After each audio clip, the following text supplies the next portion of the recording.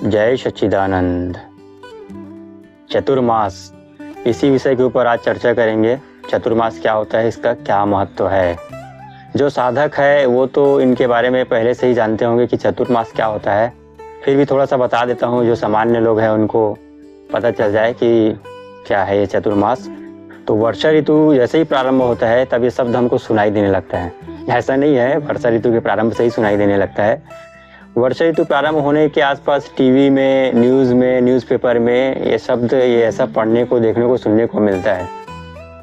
तो चतुर्मास क्या है? हर महीने का 2 पक्ष होता है, एक शुक्ल पक्ष और एक कृष्ण पक्ष। तो आषाढ़ महीना के शुक्ल पक्ष की एकादशी से ये प्रारंभ होता है। आषाढ़ महीना के शुक्ल पक्ष की एकादशी से चतुर्मास प्रारंभ होता है और कार्तिक महीना के शुक्ल पक्ष के एकादशी को समाप्त होता है। कैसे हुआ 4 महीना? आषाढ़ से प्रारंभ होता है, आषाढ़ के शुक्ल पक्ष की एकादशी से। तो आषाढ़ से श्रावण 1, भाद्र 2, क्वार महीना 3 और कार्तिक 4, ये 4 महीना क्या कहलाता है? चतुर्मास कहलाता है। चतुर्मास, चतुर यानी 4, मास यानी महीना, 4 महीना। तो क्या महत्व है 4 महीने का? तो आषाढ़ माह के शुक्ल पक्ष के एकादशी तिथि को भगवान नारायण निद्रा ग्रहण करने जाते हैं, निद्रा ग्रहण कर लेते हैं और 4 महीना तक वे निद्रा में रहते हैं। आषाढ़ महीना के शुक्ल पक्ष की एकादशी तिथि से कार्तिक महीना के शुक्ल पक्ष के एकादशी तिथि तक 4 महीने तक वे निद्रा में रहते हैं। तो जिस दिन ये चतुर्मास प्रारंभ होता है, एकादशी को प्रारंभ होता है, तो एक उस दिन को क्या कहते हैं? देवशयनी एकादशी कहते हैं। उस दिन भगवान नारायण शयन करने के लिए जाते हैं। और कार्तिक माह के शुक्ल पक्ष की एकादशी तिथि को भगवान नारायण निद्रा त्याग देते हैं। उसे देवउठनी एकादशी कहा जाता है। इसे तो आप जानते ही होंगे। उस दिन तुलसी पूजा भी की जाती है, तो उसे देवउठनी एकादशी कहा जाता है। तो 4 महीने तक भगवान निद्रा में रहते हैं। इस समय जब भगवान 4 महीने तक निद्रा में रहते हैं तो आपके द्वारा जो भी उल्लास, अनुष्ठान आयोजन, अनुष्ठान नहीं कह सकते, आयोजन, जैसे गृह प्रवेश वगैरह है, तो आप जो गृह प्रवेश इस समय नहीं किया जाता है, वर्जित है, प्रतिबंध है, तो इस प्रकार के अनुष्ठान नहीं किया जाता है। तो क्या किया जाता है भाई? जब आप गृह प्रवेश करेंगे तो आप सोचेंगे कि आपके गृह प्रवेश में देवताओं को भी आप आमंत्रित करते हैं। आप चाहते हैं देवता भी आपके अनुष्ठान में, कार्यक्रम में आए। तो उस समय जब देवता निद्रा में रहते हैं, सोए हुए रहते हैं, तो कैसे आएंगे? तो उस समय किसी प्रकार का उत्सव नहीं किया जाता। तो क्या किया जाता है? उस समय सिर्फ जप, तप, अनुष्ठान, पूजा, व्रत, आराधना, योग या आपके गुरु ने जो विधि बताया है वही किया जाता है और अधिक से अधिक मात्रा में किया जाता है। क्योंकि 4 महीना जो है भगवान निद्रा में रहते हैं, तो इस समय तामसिक शक्तियां भी प्रबल होता है।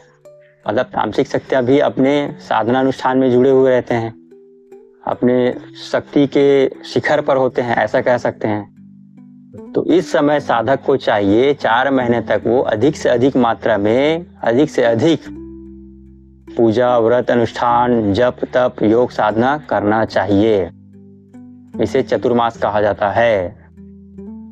अब आप देखे होंगे, जैसे ही चतुर्मास प्रारंभ हो जाता है तो जो साधु होते हैं, संत होते हैं, साध्वी होते हैं, वो एक जगह ठहर जाते हैं।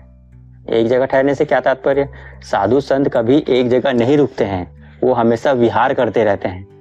कुछ समय तक के लिए ठहरते हैं एक जगह पे, फिर वो विहार करने लग जाते हैं। लेकिन इस चतुर्मास में 4 महीने तक साधु संत उचित स्थान देखकर वहां 4 महीने तक निवास करते हैं और अपने 4 महीने की साधना वही करते हैं। क्यों ऐसा करते हैं? क्योंकि जैसे ही वर्षा ऋतु प्रारंभ होता है, बहुत से नए जो जीव हैं, नए जीव से क्या तात्पर्य? मेढक हैं, सांप हैं, कीड़े हैं। तो ये जो जीव होते हैं ये वर्षा ऋतु में बहुत ज्यादा पनपते हैं। सिर्फ यही नहीं, इसके अतिरिक्त और कई जीव हैं जो वर्षा ऋतु में बहुत ज्यादा पनपते हैं। तो जब हम चलते हैं, विहार करते हैं, चाहे आप पैर से चलो, चाहे किसी वाहन में बैठ के चलो, कैसे भी करो, उसे जब अधिक मात्रा में जीव है तो जब आप चलेंगे तो हिंसा होगा। जाने अनजाने में आपके पैर के नीचे आ गए, आप कार्य कर रहे हैं, आप किसान हैं, तो ये जो जीव हैं इनका हिंसा होता है। तो साधु साध्वी क्या करते हैं?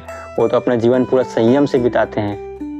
हिंसा नहीं करते हैं, नहीं जाने में नहीं अनजाने में। वो ऐसा सोचते हैं कि कम से कम हिंसा हो, नहीं के बराबर हिंसा हो। नहीं के बराबर क्या, वो सोचते हैं कि हिंसा ही ना हो।